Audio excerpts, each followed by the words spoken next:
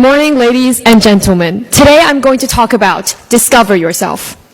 Ever since the accelerated development of human civilization, perpetual scientific discoveries of nature had accompanied mankind all along the journey.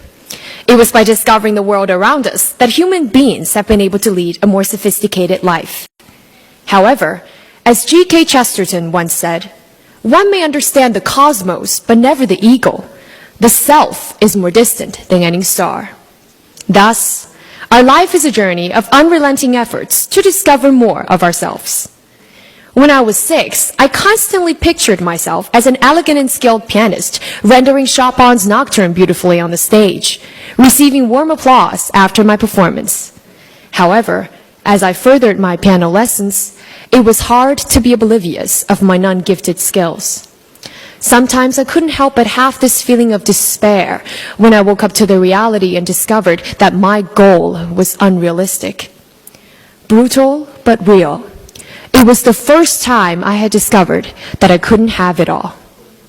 When I was 12, I thought the coolest job in the entire universe was to be a surgeon. I spent hours and hours watching the drama Grey's Anatomy and couldn't help falling in love with the kind of life those doctors lead on the screen. I was utterly mesmerized by the scalpel and all those fancy medical terms they use. However, I stopped dreaming about being a surgeon when I discovered that it was the idea of being a surgeon that appealed to me, not what it truly was. As a result, the dream ended and I discovered some more about myself. This year, I turned 16, and I could proudly say I do not dream to be, but ascertain to pursue being a lawyer in the future. Since junior high school, I had always been awarded the most eloquent debater in every single debate I participated in. I can not only think logically, but also deliver my thoughts promptly. My huge interest in philosophy also adds to my reasoning whenever I tried to argue on something equivocal.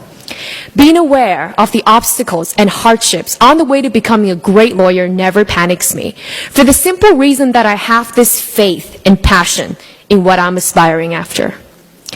G.K. Chesterton was absolutely correct.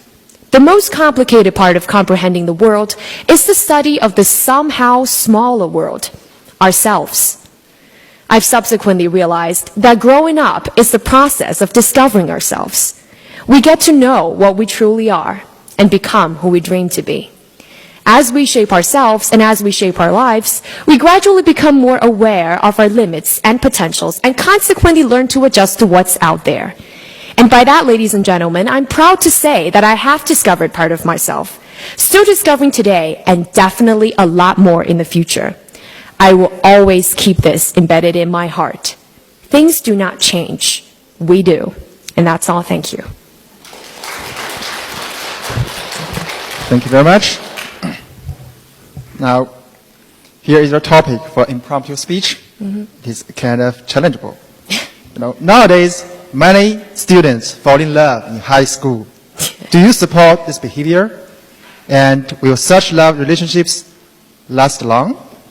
And is it good for students' future development? Your idea, please. Okay, thank you very much. First of all, I would like to say that this is a rather prevalent phenomenon these days. We can see that a lot of students around me are having this kind of young puppy love. And I think it's utterly normal for them because I can understand why they do this. They're trying to seek recognition from the other sex instead of from academic success. However, I am utterly against it because I think it's utterly detrimental to our future development and also it will never last long. First of all is that we can understand that we're still rather immature psychologically at this current stage. And the most important thing for love is that we cannot actually thoroughly understand what love is. And for the most important part is that I could see students around me having puppy love as simply messing around, seeking pleasure instead of making commitments. And because of this kind of flimsy aptitude, I think all they could do is to mess around, and that's why puppy love dies in the blink of an eye. And for example, I could see Mary would be dating David on the first day of November. However, 2 days later, she's kissing Tom on the other side of campus. And that's very normal these days. And secondly, I think it's because for puppy love, it's very detrimental to our future development because at this particular stage of our time, what we should do is to allocate our valuable time to studying and participating in extracurricular activities in order to go to a wonderful college in the future. And time is scarce. Because of that, I think it was Shakespeare who once said, love is blind. And a lot of young students sort of lost themselves in this procedure, and that is very, very costly. And so, in conclusion, I would like to view this problem from the view of economics. When we're making rational choices, we should consider the marginal benefit and marginal cost of a particular problem. And in the case of puppy love, I see the marginal cost exceeds the marginal benefit a lot. And that is the reason why I think this is something that should not be approbated. And for the case of those people who are thinking that true love might be lost through this way, I would say that true love can wait. Because if not, it will not be true love at all. And we'll have nothing to lose. And that's the reason why I have this kind of opinion. Thank you.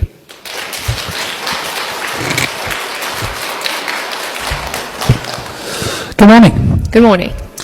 My question has to do with faith and passion. Okay. In your speech, you say that at various times in your life, you had the faith and the passion for a specific career, as you saw at that time. What makes now different? You feel that the way you want to go professionally is to be a great lawyer. But young people nowadays tend to have a thought one day to be this, and the next day to be that. So what makes now different from the way you were before? Okay, thank you very much. I think the reason why I choose to be a lawyer in the future, I choose to pursue this career, is different from choosing to become a pianist and a surgeon, is because there was one time that I think this kind of career is the one that best fits me. I am a sort of a debater in my early days, and I have this kind of technique in order to pursue this career. And that is the practical reason why I think this is why that this career is best fits me. And secondly is because personally I have watched a movie called A Time to Kill, and it was about a case of where a black girl got raped, and the only lawyer who stepped forward to fight for her is a white lawyer, and the whole process is very complicated. But what I see from that story is that I'm very interested in human rights, and I want to argue for those people who have their rights trampled and their freedom stealed away. And if I could be that lawyer, although sometimes I may have to go against my will and argue for a murderer, a raper, a criminal, I will always remember that I have taken an oath, that I have to do this job, and this is my obligation. And I think because of these reasons, I have this passion because I love this job, and I have the technique because I'm a debater and speaker in public situations, and that is why I think this is different from the other choices. That's all. Thank you. Good morning. Good morning. If love can be measured in its economic benefits and economic disadvantages, is that actually love? And what is love? Okay. Thank you for your question first. I think love is something that cannot be really measured quantifiedly. But the reason why I brought up the terminology in economics is because it first jumps to my mind when I think about making rational choices. And love is something that makes us become irrational. And that is the reason why I apply these two terminologies. But I think to answer your question of what love is, personally, I would say that viewing from my parents' view and also looking at different cases around me and from novels and films and movies, I think love is about commitment. It's responsibility instead of just love at first sight. Because if you believe in love at first sight, you should believe that it will be gone in an instantly away.